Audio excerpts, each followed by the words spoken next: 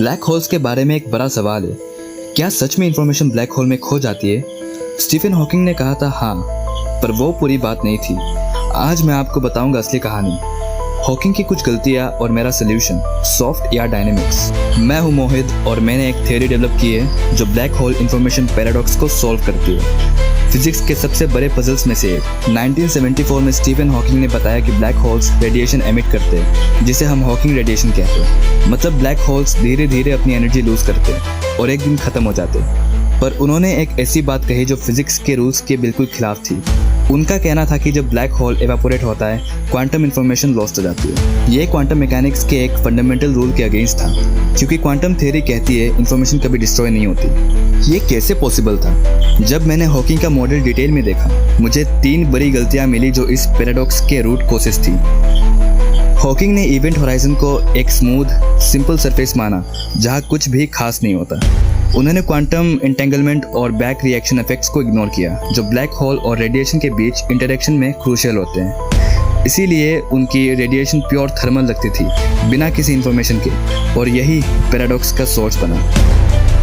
पर असल में इवेंट होराइजन बिल्कुल स्मूथ नहीं है, उस पर सॉफ्ट हेयर होते हैं, सब्टल क्वांटम स्टेट्स जो इन्फॉर्मेशन स्टोर करते हैं। ये सॉफ्ट हेयर ब्लैक होल के क्वांटम स्ट्रक्चर को रिचर बनाते हैं, जैसे माइक्रोस्कोपिक क्वांटम टैग्स। अब मैं आपको 3 विजुअल कॉन्सेप्ट्स दिखाने वाला हूँ जो मेरी थ्योरी का बैकबोन है। सबसे पहला कॉन्सेप्ट है soft hair Hilbert space decomposition. मतलब ब्लैक होल के होराइजन पर क्वांटम स्टेट्स का एक कॉम्प्लेक्स स्ट्रक्चर होता है जो इन्फॉर्मेशन को स्टोर करता है। दूसरा कॉन्सेप्ट है ER=EPR वर्म होल नेटवर्क। ये दिखाता है कैसे ब्लैक होल और हॉकिंग रेडिएशन क्वांटम एंटेंगल्ड होते हैं और उनके बीच वर्म होल जैसे ज्योमेट्रिक कनेक्शंस बनते हैं। इससे इन्फॉर्मेशन रेडिएशन के थ्रू बाहर आ सकती है। तीसरा कंसेप्ट है मॉडिफाइड पेज कर्व।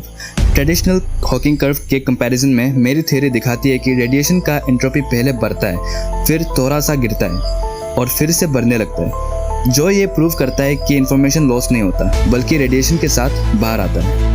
मैंने सॉफ्ट या डायनेमिक्स थ्योरी में 3 पिलर्स को कंबाइन किया है। Soft hair microstates event horizon पर इंफॉर्मेशन स्टोर करते हैं। ER=EPR worm hole network entanglement का ज्योमेट्रिक फॉर्म जो इंफॉर्मेशन ट्रांसफर करता है। Back reaction radiation black hole पे इफेक्ट डालता है, जिससे कोरिलेशंस बनते हैं जो इंफॉर्मेशन को इनकोड करते हैं। ये सब मिला के मैंने एक नया फॉर्मूला, एक नया इक्वेशन बनाया है, soft ER entropy law.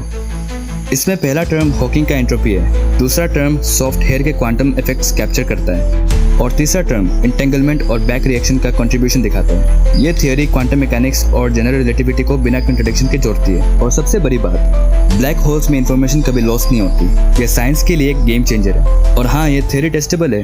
Quantum lab experiments में हम ब्लैक होल के एनालॉग्स बना के इस इफेक्ट को ऑब्जर्व कर सकते हैं। इस थ्योरी को समझो, इसको फैलाओ, इसको स्प्रेड करो और फ्यूचर फिजिक्स का हिस्सा बनो। मैं हूं मोहित और यह है मेरी सॉफ्ट या dynamics theory, black hole information paradox का असली सोल्यूशन। तो मिलते हैं अगली वीडियो में।